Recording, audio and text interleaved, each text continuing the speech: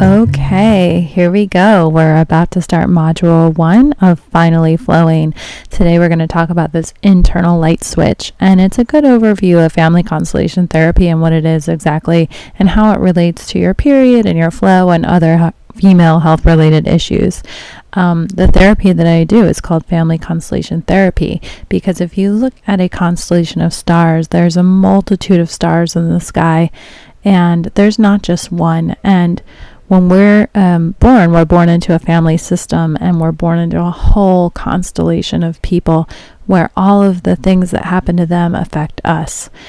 So we're actually part of a group consciousness in our family, and this includes siblings and grandparents and uncles and certainly and definitely people we've never met in the family. So it's really important that when we're dealing with these kinds of issues that we take into consideration everyone in our family system versus just us, because that's such a small slice of the pie of who you are and what your health related issues are and how you make decisions and how you navigate life. So that's really what we're going to talk about, and it's very different than any other type of therapy I'm sure that you encountered. So let's get started. So as I mentioned, with illness and period stuff and all of that, it's really epigenetic. And what I mean by that in a nutshell is that your predisposition towards certain things and certain triggers, trauma, maybe events can sort of turn you on like a light switch. So say your predisposition to not getting your period because your mom or your grandmother had that, and then you went through a lot of stress, that light switch is going to get turned on. And epigenetics is a really exciting field that is just starting to get a lot of attention, and it's very related to family constellation therapy. So basically the egg that made you was in your mother when she was 5 months growing inside of her mother. So before your mom was even born, she had all the eggs in her body that she was going to have.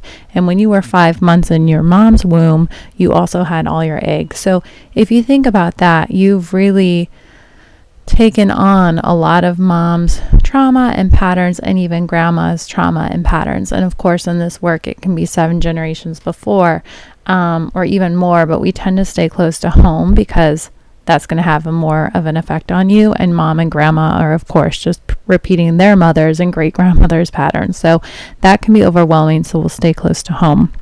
But if you think about that, how your egg was inside of your mom when she was inside of her mom, not only are you feeling what mom was feeling, you feel what grandma was feeling.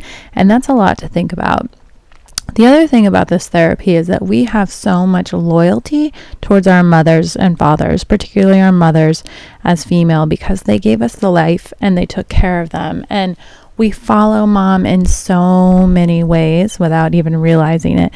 And one of the ways we follow her is that oftentimes there's a really strong correlation between when mom started her period, when mom went into premenopause, when mom went into menopause, when mom, was conceiving. Oftentimes we, like I said, have this internal light switch, and we have this natural desire to follow mom, even if we don't like her. In fact, even more so if we don't like her. And we will talk a lot about that later on in Finally Flowing, because that's a huge part of this work.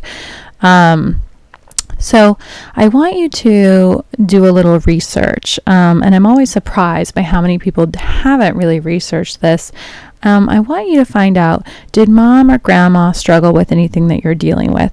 So whether you're dealing with missed periods or trouble conceiving or painful periods or endometriosis or anything female flow related, be sure and find out if mom or grandma struggled with some of the same things.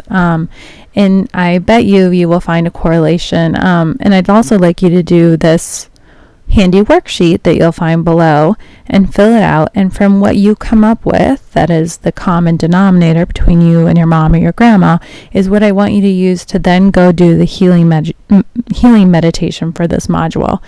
And the reason why this is so important is because we as humans have a really strong fear of surpassing our moms or our grandmothers. We really don't want to surpass them. And one of the reasons is because we don't want to become unrecognizable to them, because we're a part of their tribe. And this work is very tribal. This work comes from the Zulu tribes down in South Africa. And if we traditionally in the world get kicked out of our tribe, well, if we're different than our tribe, we get kicked out. And if we kicked out, we die.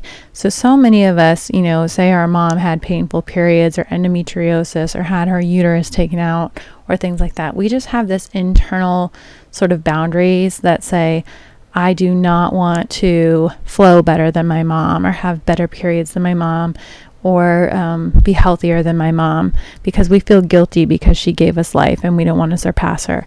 And we also, are always still comparing ourselves, or relating rather, to our mothers as us being the kid. And as a kid, or a baby, you really need your mom for survival.